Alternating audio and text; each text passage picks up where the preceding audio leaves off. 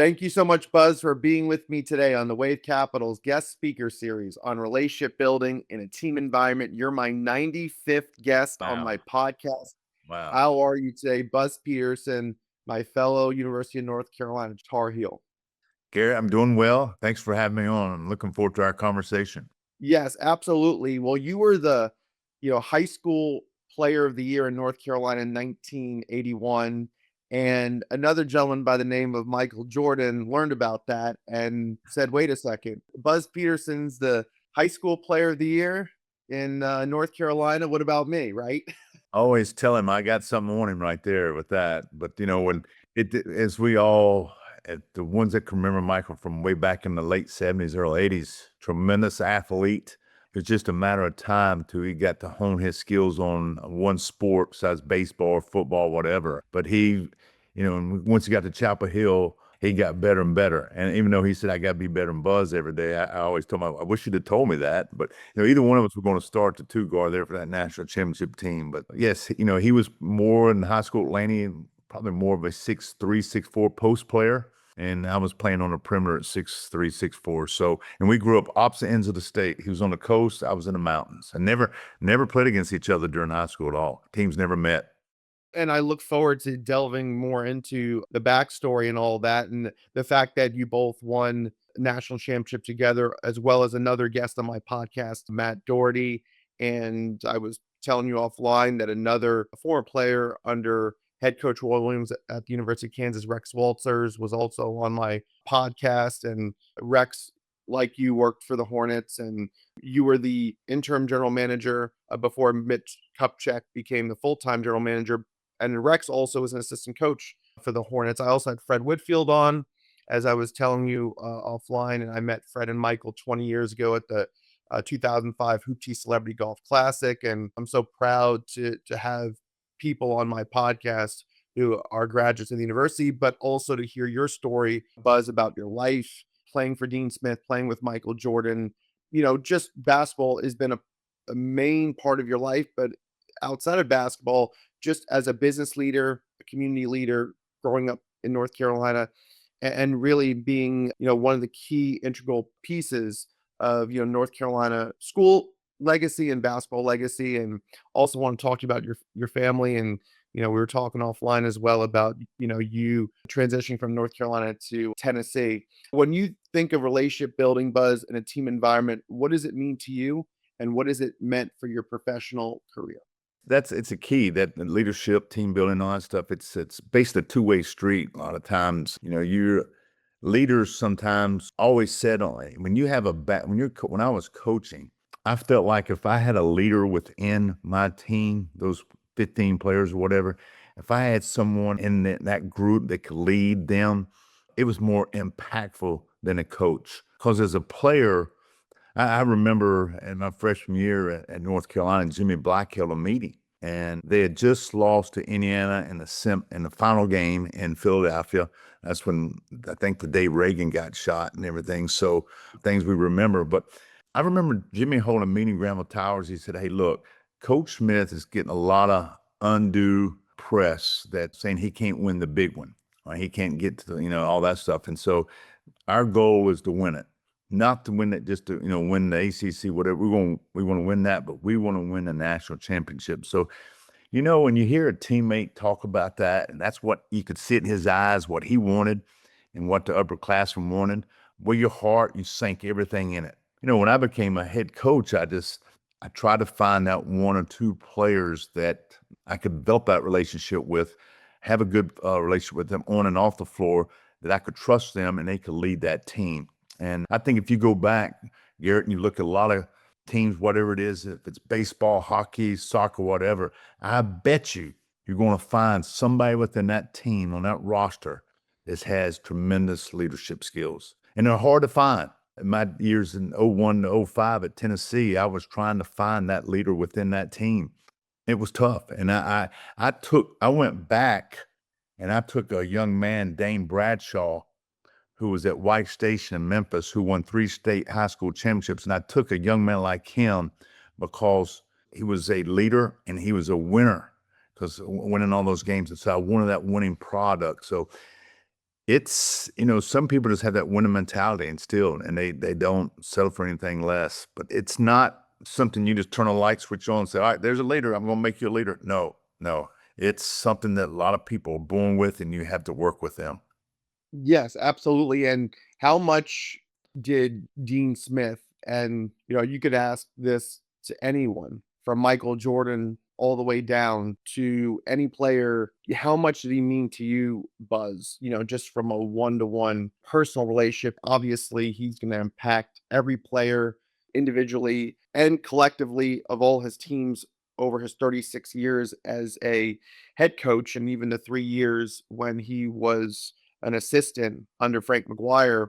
So, I mean, he was at the program for 39 years, nearly 4 decades. And I mean, how many people, look at Dean Smith or looked at Dean Smith as a second father? And, he could be somebody's uncle, he could be somebody's neighbor, he could be somebody's business associate, someone who could be your pastor at the church. I mean, he was that much of a transformative figure. So what did he mean to you in your upbringing? Looking at him, of all the mentors you've had, I'm sure he was one of your key mentors. What did he mean to you? Because of Dean Smith, how he changed your life for the better, winning that national championship, playing for him, and then you look at your life, all the way to today. How much did he make Buzz Peterson for who he is today? Well, number one, you went there because you knew you were getting one of the best coaches in the world. So you knew somebody that's very smart. What you heard, you knew that somebody had the best interest for you. And then it's not only Coach Smith; it was Coach Guthridge, it's Coach Fogler, it's Coach Williams. Those guys, you just feel like the whole staff had the best interest in you. So you feel like you're gonna bust your rear end every single day for those guys. Because at the end of the day, basketball is important, but it's not everything. There's other things in this world that go around, and whether it's your family or anything going on, it's very important. And Coach Smith, I never forget when I was done, and I'm sure every player can pretty much say this, that he'd sit down with us and said, what do you have interest in? What do you want to do? You worked hard here for 4 years for us. You got your education, got your degree. What do you want to do? I knew I wasn't going to play professionally. I had this knack. I just want to scout. I wasn't sure I wanted to coach, but I wanted to scout. And I want to scout at the highest level. But that time, back in the mid-'80s, a lot of the NBA scouts, wasn't a whole lot, but they were former head coaches and everything. So, that's when I got started helping Bob Gibbons out, the scouting service. But Coach just had that interest in his players and to treat them like family. And you could say the same thing with Coach Guthridge. He had the same thing, Coach Fogler, Coach Williams, and all those guys, I'd run through a brick wall for all of them. And to this day, I still talk I saw Coach Fogler last week, sat down and talked with him. I talked to Coach Williams probably once or twice a month. So it's just, I felt like, even though I was a basketball player, they had the best interest for my life and my future. And when somebody does that, I mean, because we all need somebody to help us get to where we want to get to. You're just not going to step in and get to a job you want. But any move I made in coaching, I would call Coach Smith and say, hey, what do you think, Coach? Can you make this call for me? And Coach Fogler did the same thing for me. Coach Williams did the same thing. So I've had other friends that played in high Division I programs, and I've heard them say, man, Buzz, that's pretty neat. That's pretty special that your coaches care so much about you to this day than they did back when you were playing. And he said, I played for 4 years and I never hear from my coach or anything, or my coaches, but they always kept an interest. And it's why North Carolina's built like that, and the program and everything, the family atmosphere and all that stuff. When I see another former Tar Heel, I mean, to me, it's automatically, that's family. That's a close friend. And it's truly remarkable. I mean, I'm so proud to be a graduate of the university from the UNC Hussman School of Journalism and Media. But there are families within families, and you are part of the Carolina men's basketball family that has the most rich tradition with respect to college basketball. I mean, ESPN ranked the University of North Carolina as the #1 program in the last 50 years, but that was a poll from several years back. But when you think of Duke University, our rival, Tobacco Road rival, when you think of UCLA, when you think of these other Titan type of programs, Michigan State and others, Villanova, you look at what North Carolina was able to accomplish decade after decade after decade. University of Kansas, University of Kentucky. I mean, Roy Williams has the relationship with University of Kansas, just like Dean Smith did when he won a national championship, winning for the University of Kansas himself. And just whether I talking to you, talking to Coach Doherty, having the privilege of meeting Coach Williams as well. This was in 2016, and it was just less than a week after the heartbreaking loss where we lost the national championship at the buzzer by Chris Jenkins' three-pointer in the 2016 national championship. And obviously the next year was the Redeem team where we won in 2017 against Gonzaga. But it told me a lot about who Coach Williams was. And you can speak to that. I would love to know from your perspective, how much Coach Williams, as well as Coach Smith, but how much Coach Williams and yes, Coach Fogler and others, how much they meant to you. Because, Coach Williams, meeting him told me a lot, that for how many coaches who still don't mind being in the public eye, who don't mind meeting people, shaking people's hands, getting pictures with people. My father and I, we got a picture with him. I walked up to introduce myself, said I was a graduate. I said, congratulations on an amazing season. It's an honor to meet you. But knowing that he had that pain from losing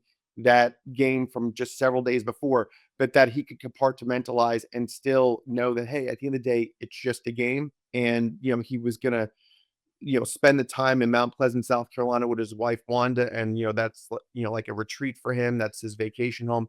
But that he was willing to go out of his way to meet people in the community who look up to, admire him. So when you think of someone like Coach Williams, especially him being a young assistant and he being more of like a player's coach, where he's working with the young players like you and Michael and Sam Perkins and James Worthy, Jimmy Black, Matt Dorton, and everyone else. How much was Coach Williams instrumental in that 82 national championship game?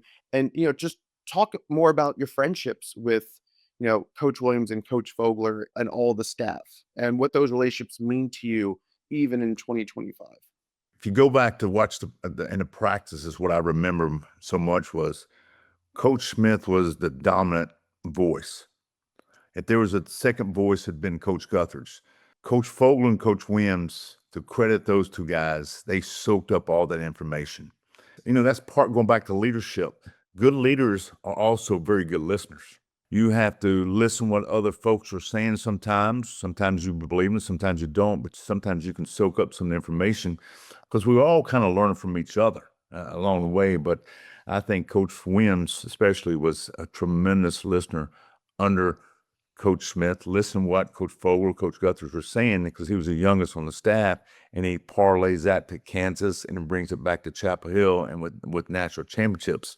While sitting there for years, just listening to what's being said. So with the relationship with all those guys, especially Coach Williams and Coach Fogler are tremendous because you're always a sounding board for them. I mean, there's times now where I may call both of them and I need some help with something. Can they make a phone call for me? Can they help me do this? And, without hesitation, they do it. It's remarkable. So it's something that's pretty neat. I feel very blessed and fortunate that I had men like that I could look up to. And to this day, there's two men I can call if I need help with anything. So it's truly a blessing to go there. But, when I was growing up in North Carolina, I remember I was a young kid. Before I was 10, my family moved to a little town called Hickory, North Carolina. And our neighbor was a pharmacist who went to University of Chapel Hill and pharmacy school.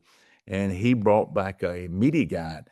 And I went to that media guide and I just kind of fell in love, and I started looking at the players in there and I got to know them. And then I fell in love with the socks that had the numbers on the side. And at this point, things we didn't get to wear those. And I would say they did away with them. But, I just kind of fell in love with North Carolina then at a young age because it was Jefferson Pilot games. They came on maybe once or twice a week, and I really want to watch those. So to have men like that to stand in your corner and you can call nowadays is pretty special. And it's just not that, basketball was something that brought us all together, but there's so many other things it's bounced to that are more important than just the basketball. But it's amazing what the game of basketball does for the circle that you have within the friends you meet with. It's pretty neat. And it's, as I moved into the Hornets and the pro side, to see the international side of it, it's pretty remarkable. how other countries are, how much they love and everything, and how much they've improved and knowledge of the game and how much better they've gotten. Because I used to remember when I was playing at North Carolina, Coach Smith would have some international head coaches come in, and those guys were learning and taking that back to their countries and giving that information helped them out a lot. So anyway, the relationships with those coaches is something that I don't take for granted. Of course, and this is the WaveCapital's guest speaker series on relationship building and team environment. Speaking with Buzz Peterson, and Buzz, I mean, relationship building, as I always say, is the essence of humanity. And you're speaking about relationship building at the highest levels. I mean, in the Carolina basketball family, and then just life in general. It's all about relationships, and I love the fact that you can call up Coach Williams, call up Coach Fogler, and that your family and that they'll do anything for you and you would do anything for them. And obviously can't forget Coach Guthridge and what he meant to you all, and Coach Williams and Dean Smith and Eddie Fogler. And the fact that even after Coach Smith retired, I mean, Coach Guthridge had the best 3-year run of any short tenured head basketball coach, 2 Final Fours in 3 years, and just carrying on that tradition. It is truly amazing. And, and then talk about the loyalty too, because I mean, for Coach Williams, he had the opportunity to come back in, the year 2000, but he wanted to show loyalty to the program at the University of Kansas. And, he promised his players that he would coach them all 4 years that they were there. And then Matt Doherty had his 3-year run. And then obviously, Coach Williams comes in, and then in 2005 was the first of 3 national championships, and keeping up with that stellar Carolina basketball tradition.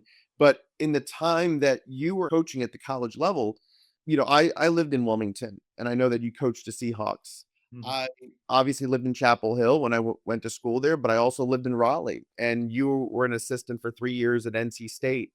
And those were the post Jim Valvano years. And I just had Mark Gottfried recently on my podcast, and he talked about his rivalries against, Coach K and Coach Williams, and him coaching at NC State and having great success there. And because you have a history at NC State too, did you ever think that you would end up, being affiliated with, NC State's program? And what was that like, knowing that, hey, I'm a Chapel Hill guy and I'm coaching in Raleigh? It was different for sure. I'll tell you how the story went. I was at Appalachian State coaching as a part-time assistant, and believe me, it's part-time, no benefits, and you make about $500 a month for 9 straight months. That's it. Well, it was 533. My rent was 500, so I had $33 to live on each month. But anyway, Dave Hanners was the assistant at East Tennessee State with Les Robinson, and he worked with Alan LaForce there. Well, Dave left and went to North Carolina as assistant. Well, Les, a former player at North Carolina State, had a relationship with Coach Smith. He said, I just want to get your opinion. Dave did such a tremendous job for us. Is there anybody you recommend? And my name popped up. And so Les called me, and picked him up at Asheville Airport. He's flying in from Charleston, and we drove him up to Johnson City, spent the night with him. And I guess 3 or 4 weeks might have went by, but he did offer me the job. And so I went to East Tennessee State. So basically, Dave did a great job recruiting him and Coach LaForce and Coach Robinson. Then Les got the job at NC State. So I'll never forget this because, we really didn't talk about it a lot because we had a pretty good team at East Tennessee State. And I'm in the car with Alan LaForce. We're sitting there. We went to lunch. We got back. We're in the parking lot. My phone rang. I'll never forget this in front of the dome in Johnson City. And it was Coach Robinson. And we were talking. I said, Coach, congratulations. It's like he just had his press conference. It might have been late, the next day or whatever. He said, thanks, all that stuff. He said, hey, look, it's crazy, it's very busy, but I need you. He said, I need you here in Raleigh with me. I said, to me, be assistant at NC State? He said, yes. He said, look, a lot of people have crossed over. There's many people have done it and everything. So I really think you could help us. But what I want you to do is, before you think of any more, call Coach Smith.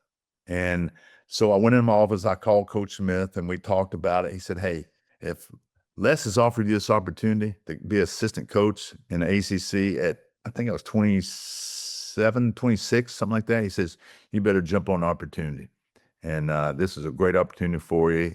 You know, at the time, now you had Todd Turner, who played golf at North Carolina, was the athletic director, and his right-hand man, the number one assistant AD, was Eric Hyman, who played football at North Carolina. So I didn't feel that bad. But anyway, went over there. I was there for 3 years, and it was great because, you know, it's Les is a tremendous person. I mean, people that know Les Robson, nobody says a bad thing about him. Just a great human being and a great coach. And so after my conversation with Coach Smith to get his blessings, I felt good about it and everything, and worked my hardest I could at NC State to make them competitive against everybody in the ACC. So, but you know, after there for 3 years, I had an opportunity to go to Vanderbilt from there as associate head coach, and the AD was Paul Houlihan, who I think now is the Sugar Bowl director, has been for years, and he played football at North Carolina. So he was my strength coach when I was there my first several years at Chapel Hill. So anyway, it's kind of a circle, family circle, whatever. Anyway, that's how that all kind of orchestrated a little bit, coaching NC State.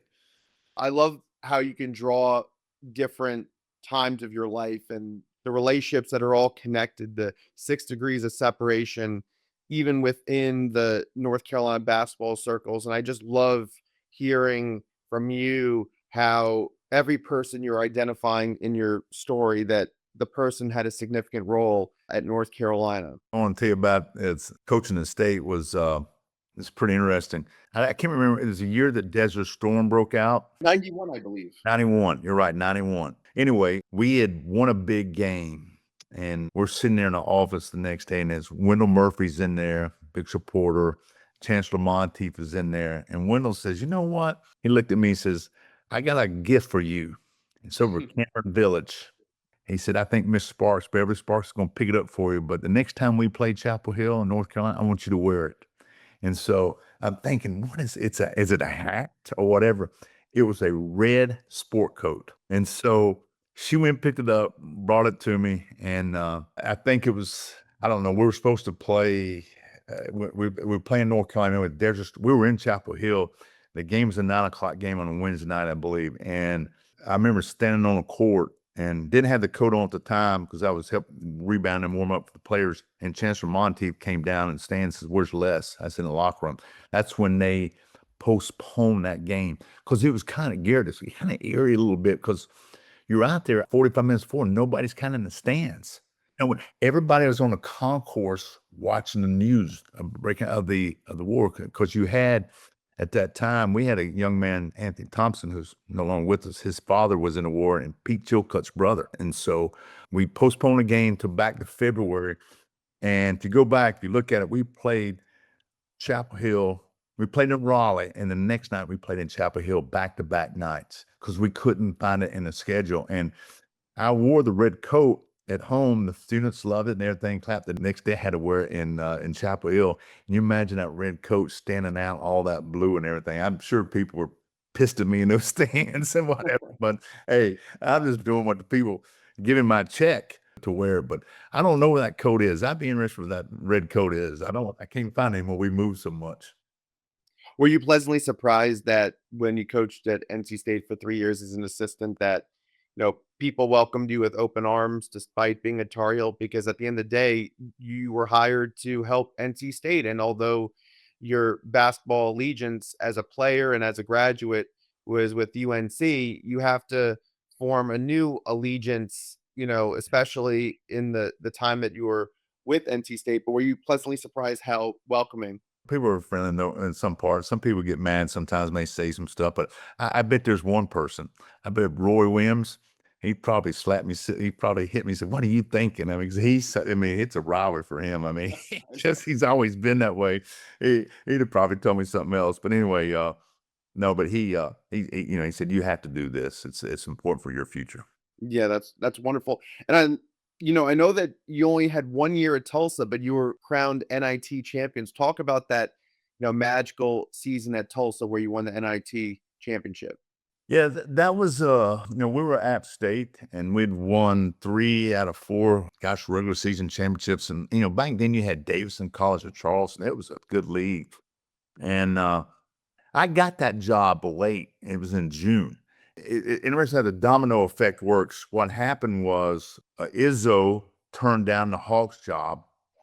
Lonnie Kruger took the Hawks job from Illinois, and Bill Self left Tulsa and went to Illinois. And then I interviewed late, Garrett. It was a late process because they more than likely you hired the assistant, which is Roberts has been on Bill Self's staff for years, and I hired a couple other people. I went in there.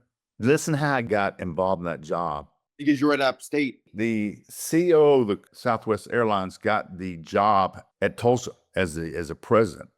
And he was involved in this with Judy McLeod, who is now the commissioner of Conference USA. And they were talking to Krzyzewski and through a list of people, and my name surfaced. And, he recruited me out of high school and everything. And he says, you need to interview him. If you can get him, you better do it. And so I went out there for an interview. I remember flying out of Asheville, went on a private plane, came back, and my wife and kids picked me up because we were taking a vacation down to Hilton Head. And we were headed down there. And back then, cell service was very sketchy. You got your big antenna, it may hit here and there, whatever. So we had checked in his condo, and my wife went grocery shopping and everything. I had the kids, and then she got back. I looked down the phone. I looked in some missed calls. So I called her. It was Judy. She says, hey, I've been trying to get a hold of you this afternoon. Do you want this job? And I said, really? I said, you offered me? She said, yeah. And so immediately called Coach Smith, and I called Coach people. And long story short, ended up getting a job. And I would tell you, we didn't have really a chance to recruit a lot of people. Bill Self and his staff, Billy Gillespie, Norm Roberts, those guys did a tremendous job of recruiting. And we were left with these guys. And believe it or not, if I stayed, a lot of those guys were coming back. And John Phillips, my assistant, took the job, and they went. You have to look this up. They might have went lead 8 the following year, but we won NIT, and we final game conference tournament. This is when Tark was at Fresno, and we lost to Riley Wallace, I believe was coach at White at the time, and we had the lead. They missed a shot, got the rebound. The kid knocked it in. And they beat us in overtime. And then we went to the NIT and went on a roll, beat Cal Irvine at home, won at Mississippi State, won at Minnesota, and beat Memphis and Alabama in New York City. And I just had some hungry kids. They were these guys, they were undersized. And I remember through the whole season what was interesting. That's when Coach Smith was retired. And about every 4 or 5 games, our film guy had to send film to Coach Smith, and he wanted to review some stuff. And then we get on the phone and talk. So we did, and we got upset in that championship game. I got a call from him the next day. He said, look, get your head up. You got a chance to win the NIT championship. It's a great tournament. He started talking about when Bill Chamberlain won it in 72, all this stuff. And that's the hardest game you ever coach, is that first run of NIT. When you think you should go into the NCAA tournament and you got to get these guys ready for the NIT, that's a tough motivation game. And had to get these kids up. But Coach Smith was sending me information we were going over because we changed the way we were playing offensively. We were kind of more of an open post area. We were doing a lot of dribble drives, a lot of baseline drill passes where people back then didn't do. And his mind is just a little ahead of the games always. And so we took what Coach Smith was giving me and installed it in this team and won the NIT championship. So I give him and Bill Self a lot of credit for us winning that. But I had some great kids. Of course. And do people underestimate the NIT only because, every year only a certain number obviously can compete in the NCAA tournament, and the ones who make it to the NIT, really great teams. I mean, it's really, a loss or, just however seeding that year, really determines, who gets in, who doesn't, strength of schedule and, conference play and all those factors come into play. But because you recognized and, we're told that this is going to be the toughest game you're going to coach, and you refer to it as a motivation game because those teams are hungry. They're hungry. They want to prove to the country that, hey, we were just as good to go into the NCAA tournament. And, make no mistake, I mean, there's a reason why we're competing for the NIT championship. I mean, I'm sure you're very proud knowing that, you were able to, take them all the way. I am, and I really believe it helped them for the following year to get all that experience in Madison Square Garden against some Power Four conference teams and beat them. So that helped them. John Phillips did a tremendous job with them. These guys are just tough. They felt like they belonged. And then what Coach Smith, I never forget one of my assistants, because when I sat down with Coach Smith, we were on a phone call, and I was writing X and O on a sheet of paper. Ed Conroy was with me. Ed's the head coach at Citadel now, and we were going over this. It's like an open post. One guy was in there basically, and we were doing a lot of dribble action, replacing all this stuff. And Coach Smith sent a FedEx package the next day of everything he written down on his sheet of paper. When we got done, we won this. One of my assistant coaches came up to me, Al Daniel. We're really close friends, and he said, "Hey, Buzzy," that's what he called me. He says, "What's up with this offense you changed?" And I said, "Al, you think I invented that?" He says, "Well, somebody had to." I said, "This guy in Chapel Hill did." He said, "What?" So I told him the story. I brought my whole staff in. Ed knew, but the rest of them didn't knew. And I said, "Hey, guys, this is why we were running this stuff." And it's what Coach Smith thought would be best for us, because we were playing bigger teams, had bigger size. So we need to use our athletic ability and use the dribble drive to go. So you talking about, I mean, those 4 pages of notes I still have, and I wouldn't give them away for nothing that he fed me. And so that just shows you, going back to relationships to this day, a coach is involved in one of his former players is coaching and motivated me to get my team ready for the NIT. And that was a big part of it. And it helped, we won that. And then, as I remember, Bob Huggins told me, I was in the hotel after we won that in the Final Four. He says, "Oh boy," he says, "NIT for a young coach like you," I guess I was 36 at the time, or 37. He says, "You're going to have plenty of opportunities out here. You got plenty of opportunities out there right now." And that's when I think Tennessee was open, South Carolina, and Wake Forest, all 3 of those jobs. And so that's when things springboarded from there. And it's wonderful because, each coaching stop that you had, I mean, you build relationships and you build a history and you build a culture in the time that you're there. And I mean, even for you who was able to manage the Hornets at the NBA level, how much did it mean to you after your college coaching days that you were able to be in a managerial role for the Charlotte Hornets? Working with Michael, developing those players, those relationships, and, Michael being your friend going back to 81, 82 season, and him being your college roommate. And then life comes full circle that you're working with people like Michael and Fred and Seth Bennett. And then talk to me also about, what does your relationship with Michael Jordan mean to you? How special of a relationship that is, because of all the players that Michael played with at North Carolina and with the Chicago Bulls and the Washington Wizards, you are unique in the sense of the person in his life who actually roomed with him.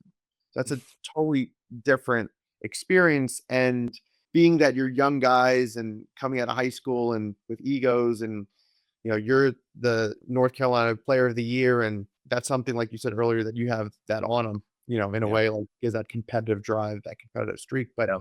that there's a history there between 2 of you that not everybody can say that they have. And so what did it mean to you to work with him with the Hornets, and also what is your relationship with Michael mean to you? We all know, we've heard stories with Michael. He loves to win, no matter what he's doing and everything. And so I've always, for Michael's leadership skills and everything, Michael's leadership skills by example. I mean, when you're on the floor with him, or you're on whatever you're doing with him, you're on his team, you better be focused and be at your top level, because he loves to win it no matter what. So, there's leaders that can they speak a lot and do all that and do it through that way. And there's some that do by example, and he does it by example. And so I have a great relationship now. Working for him it was fun. I enjoyed it. I mean, because we talked a lot of basketball. I feel like he trusts me with what I thought of what we were doing on the floor. For his X and O wise, I felt like he trusts me for his evaluation of talent also. This relationship goes back almost 45 years. So there's a lot that goes inside just the basketball part. It's families and all that stuff, and the unique friendship. But, when we met each other back in the dorm in Granville Towers, when I was senior in high school, we developed this relationship, and then we stayed in touch. We kind of made this promise to go play at the same school with one another.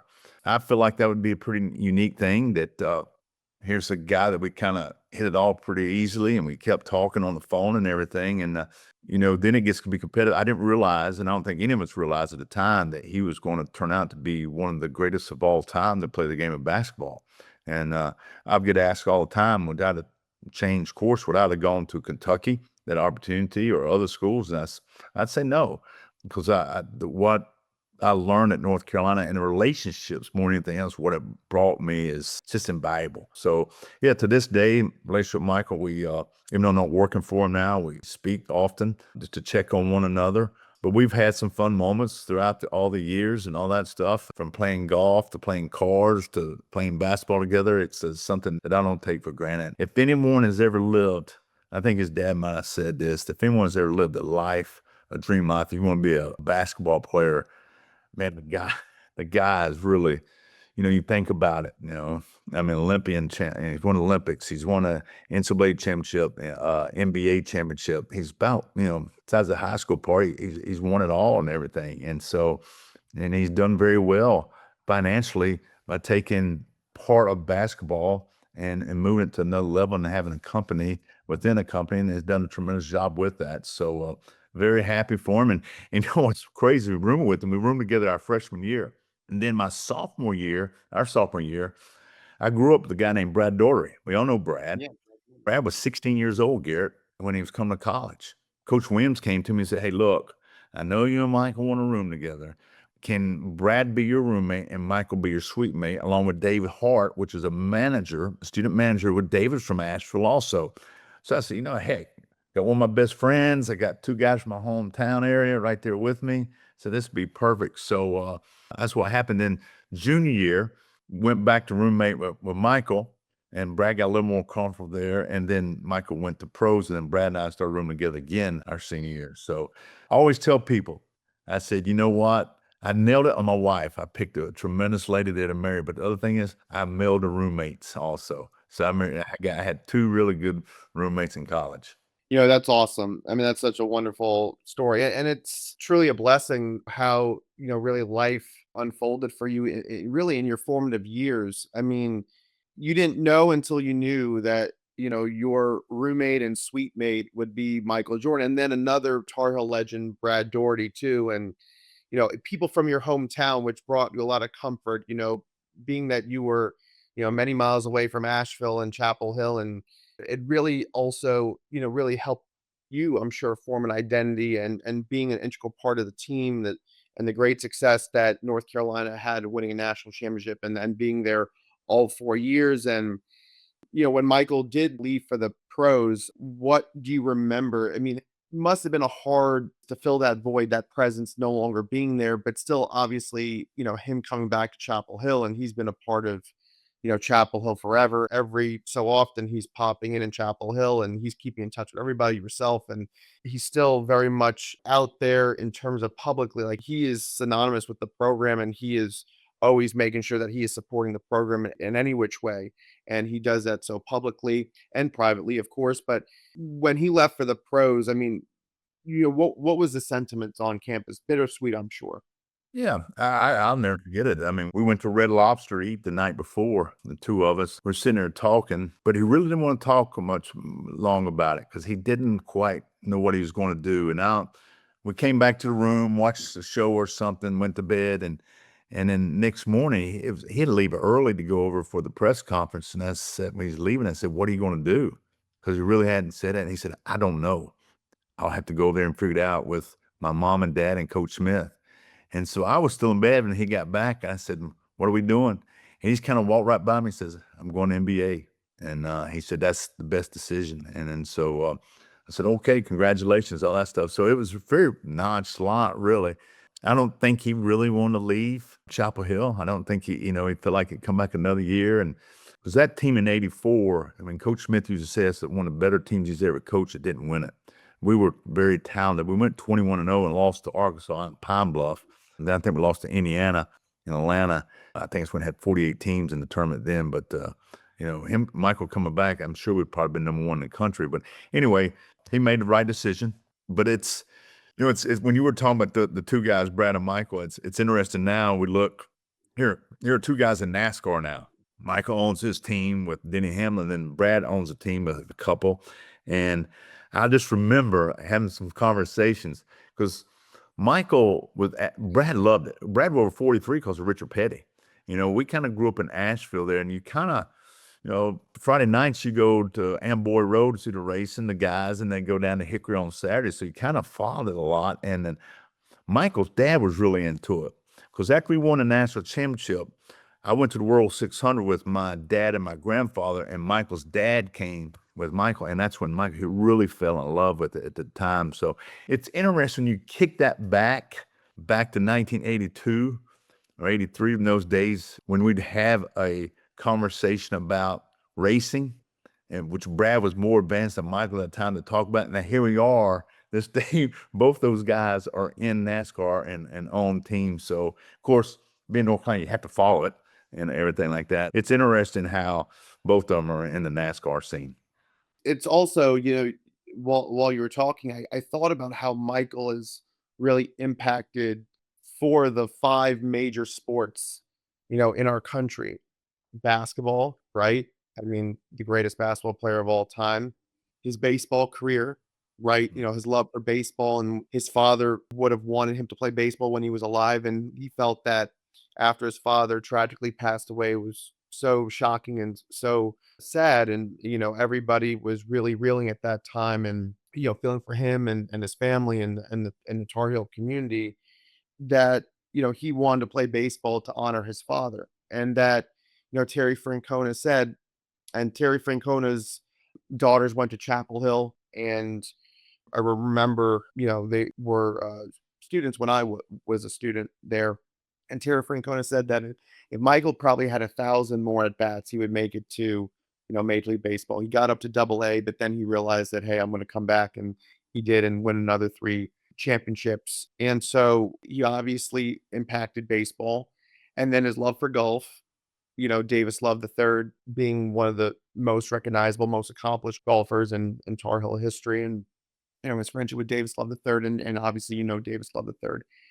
And then you think about with racing, and then the connection with Brad Doherty, and that, and so other than hockey and other than football, which if you go on YouTube, there's a YouTube video of Michael probably in his early Chicago Bulls days, probably looks like it like an early 90s video. He's throwing a football like 65, Yeah. 70 yards. I think he's in someone's backyard, and that you can find the video on YouTube.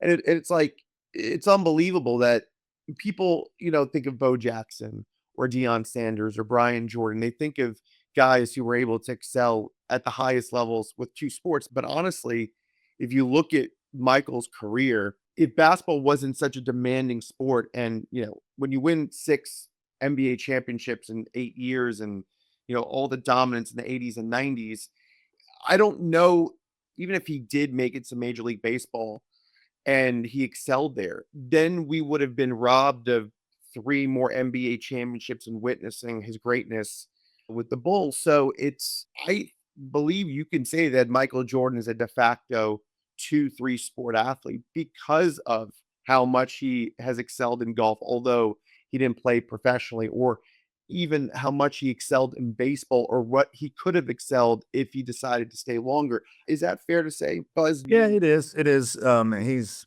made an impact on all those sports you talked about. I mean, I can tell you stories about Davis Love and I can tell you stories about the baseball. Davis Love and I were in a class together Mhm. in Chapel Hill in 1984 when we lost early in a tournament.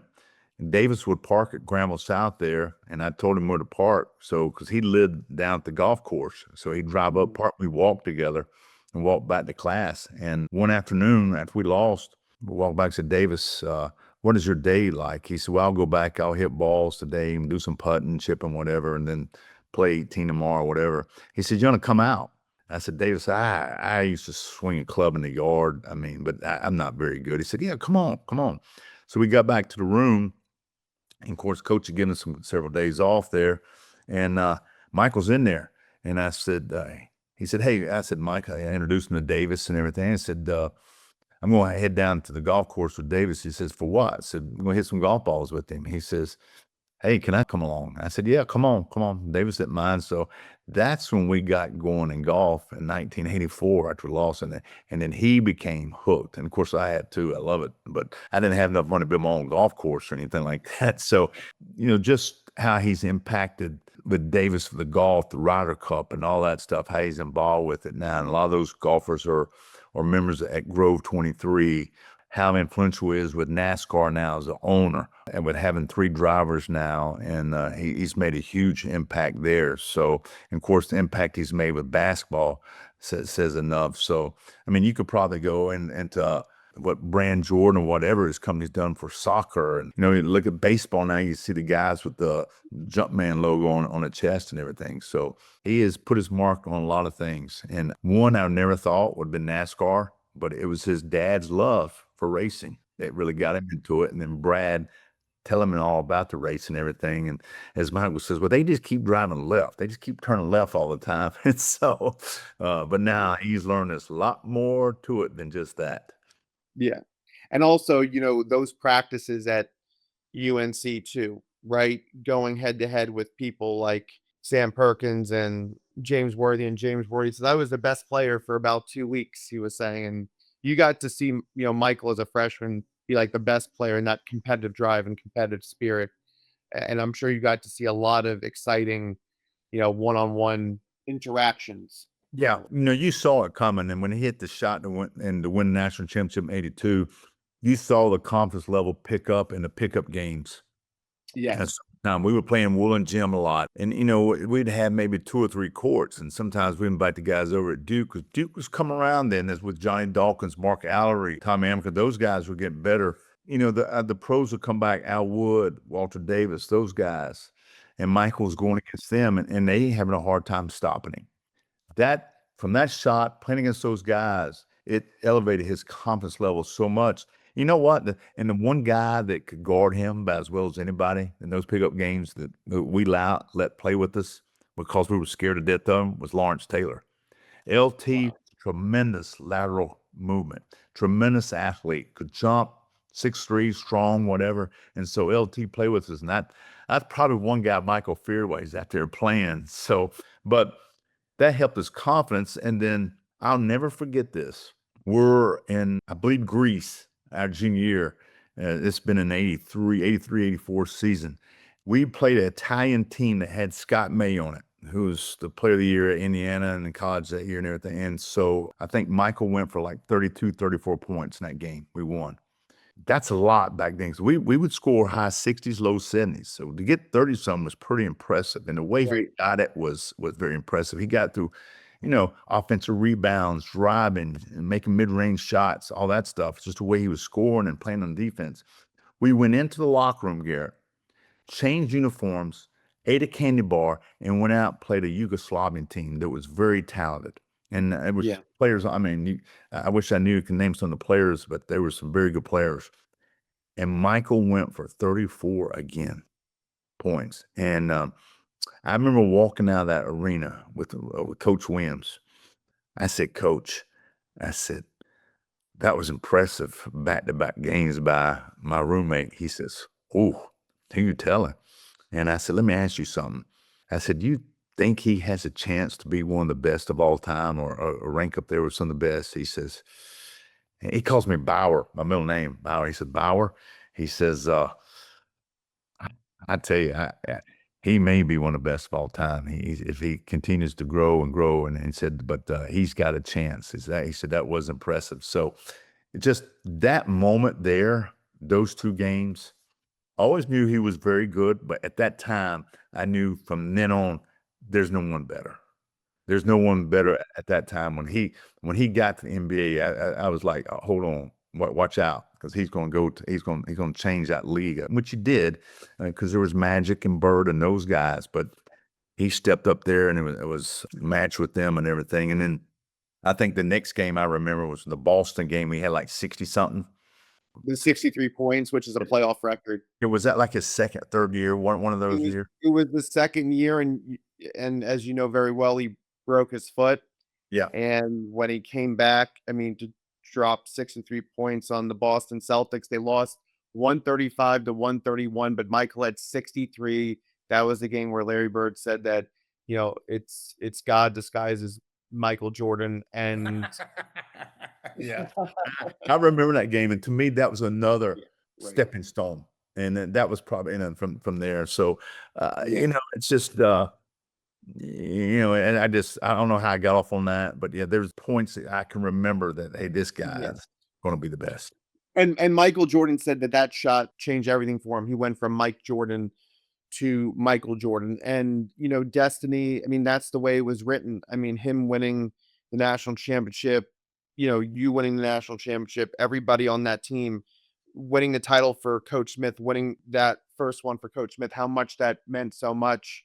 And that shot really transformed his career, but it transformed your life, Buzz. It transformed everybody because you were a part of that team. And Michael, yes, he made the shot, but in order for him to make that shot, each one of you had a role to play that season, playing with him and Coach Smith and Coach Guthridge and Coach Vogler and Coach Williams. Everybody had a role, the whole staff. I mean, whether it's an NBA championship, an NCAA championship, any type of championship. I mean, when a team collectively wins a title, it's because their individual talents were able to, really coexist together and harmonize. And you talk about the relationship building, the visceral nature of all of that had to happen the way it did.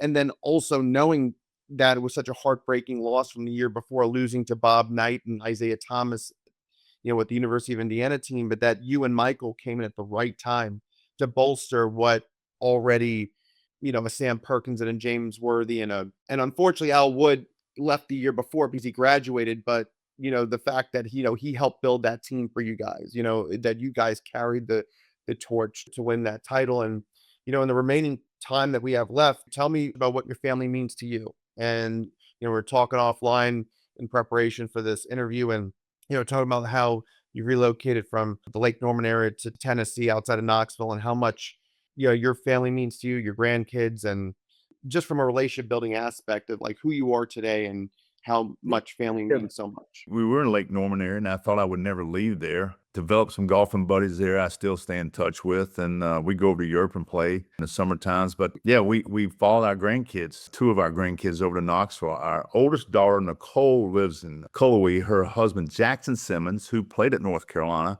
Yeah, Jackson Simmons, is, yes. is an assistant coach at Western Carolina. So we follow Western very closely. They have a son. His name is Stone. He's probably 8 or 9 months old, and he's going to be a big one. He's got size on him already. He's a little infant. And then our middle child, Olivia, her husband played baseball at NC State. So you can imagine There you go. how that works out. So they have two children and one on the way. They have a boy and a girl. And then our son, Rob, he was assistant coach at East Tennessee State a couple years ago and got out of it and works for a company called Folds of Honor, who supports military veterans and to help house them and everything. So he works with them, and also he's kind of a sports agent on the side also. So he stays in basketball, and he's got a little boy and a little girl. His little boy is Robert Bauer Peterson the fourth.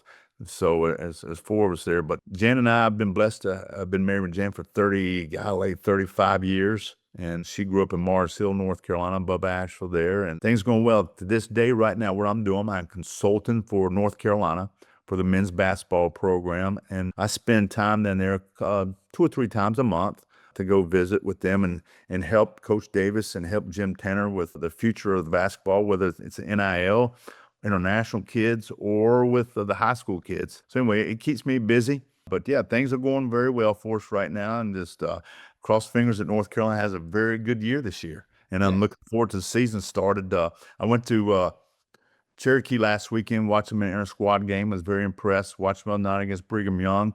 And then next week I'll head down for a home opener against Central Arkansas and Kansas on Friday.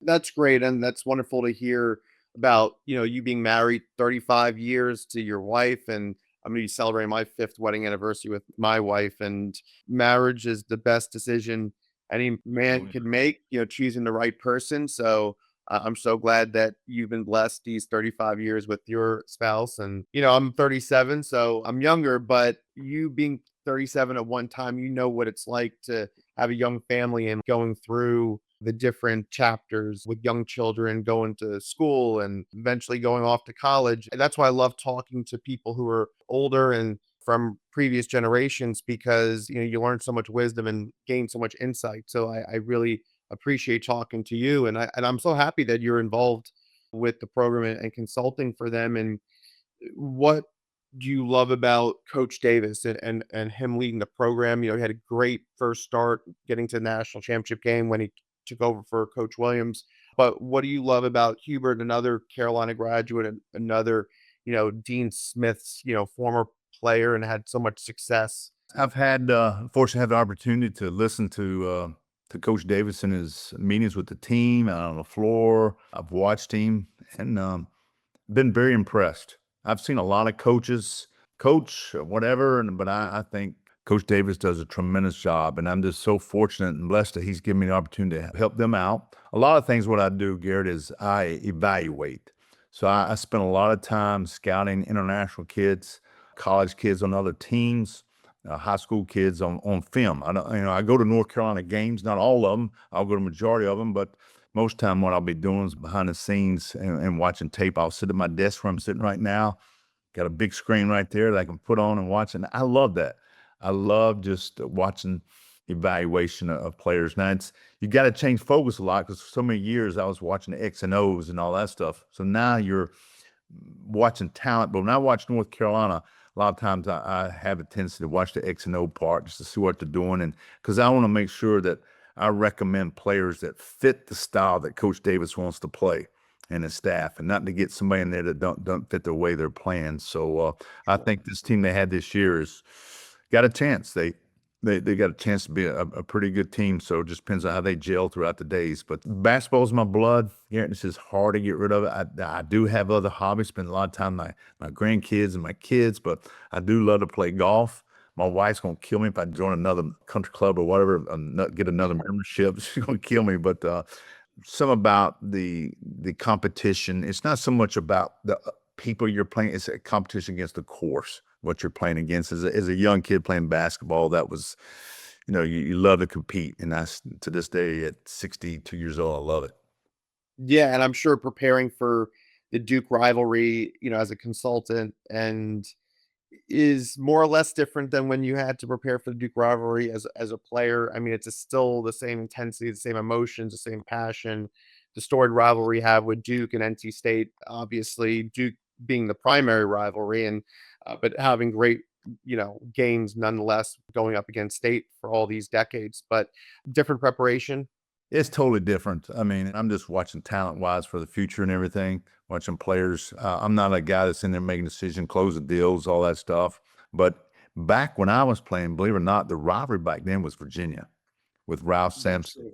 That was That is that true. was I mean, if you wanna see lines of people waiting on tickets, they went way back, when Ralph was there. That's when Duke was kinda Krzyzewski just got the job and he started building, and Mhm. it didn't take him long, in about 3 years, he had a good product on the floor. State was always really good. I mean, they had good teams. Yeah, they won it our sophomore year in '83, they won it. So it's just it's amazing when you talk to people outside from other parts of the country or internationally, they're amazed how close these three schools are. But it's the relationships. I saw David Henderson last week, and we just kind of laugh about things. And he was at practice, and there's some other people there. And I said, because we had a pro day there, and I said, hey, everybody can go upstairs and get a meal, but David, not you. You can't. You got to go somewhere else. You can't eat here, or I'm going to charge you. But it's all teasing. It's all teasing. I have a lot of respect for the program at Duke, NC State, all of them.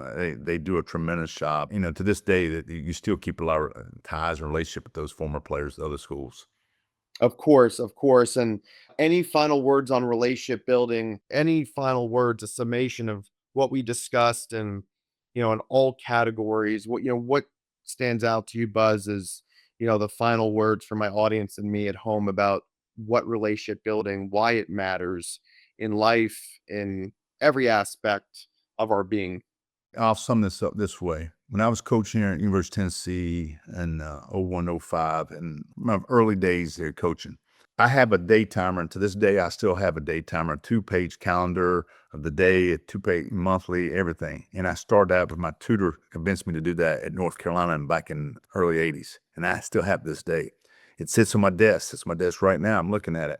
In my office in Knoxville there, Pat Summit came into my office. I wasn't there.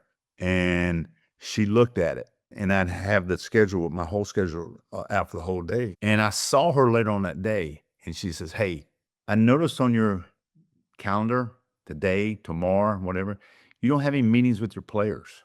And I said, "Yeah, Pat, I don't. I'm running crazy. Got me speaking here and there. I got to prepare for this game." I said, "Buzz, let me tell you something right now. You would better have a really good, very, very good relationship with your players. Because when it's all said and done, you're on that floor, those young men are fighting, competing for you. If they don't know you have your best interest and you don't have a good relationship with them, it's not going to work." I said, "Well, Pat, what do you do?" She says, "Well, I make sure every day, at least 1 or 2 players, I'm going to meet in my office or I'm going to meet them at my house. Sometimes I like meeting at my house to get away from the office setting let them see how she lived and everything." And so I say all that about the communication skills. I've got to be strong with people around you. If you're a head coach and got your team, you better have strong ties and communication skills to your players. And it's easy to have those when things are going well. But when things are going against adverse situations, that's when they need to be stronger. And that's when you better have good relationships with the young men or young women when you're in competing and everything. So my advice to a lot of people is communicate. And also, when you communicate as a leader, be a very good listener. And I think that I can go back to some people I met from Pat Summit to Coach Smith, Coach Guthers, whoever, Philip Fulmer, all the successful people in coaching. They were very good listeners, and that helped them out a lot. Well, thank you for this wonderful conversation. Really appreciate all your words of wisdom. Means a lot that you would take this time and share with me and talk about relationship building and everything that we discuss, with the Carolina basketball family, the transformative success of the program, your integral part in it, your relationship with Coach Smith, Coach Fogler, Coach Williams, Coach Guthridge, Michael, Jordan, and everything that you've done with the Hornets and everything that you do for the state of North Carolina and for the basketball program today. I want to thank you again for your time. Buzz Peterson, my 95th guest on the WaveCapital's guest speaker series on relationship building in a team environment, a national champion in life, and an elite relationship builder. Thank you again, Buzz, for your time. Thank you, Garrett. Appreciate it. Really enjoyed it. Really enjoyed it as well. Take care.